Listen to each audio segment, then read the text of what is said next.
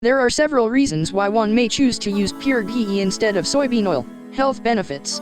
Pure ghee is rich in fat-soluble vitamins such as A, D, E, and K, which are important for maintaining overall health. It also contains antioxidants and has anti-inflammatory properties, which can help reduce the risk of various diseases. On the other hand, soybean oil is high in omega-6 fatty acids, which can cause inflammation in the body when consumed in excess. Better taste.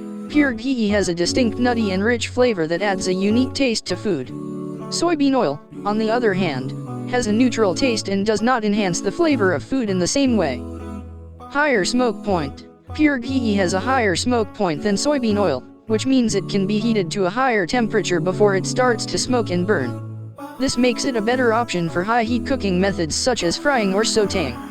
Traditional use. In many cultures, pure ghee has been used for cooking and as a medicinal remedy for centuries. It is considered a healthy and natural option for cooking, while soybean oil is a relatively new addition to the cooking oil market. Overall, while both pure ghee and soybean oil have their own benefits and uses, some people may prefer using pure ghee for its health benefits, taste, and traditional use in cooking.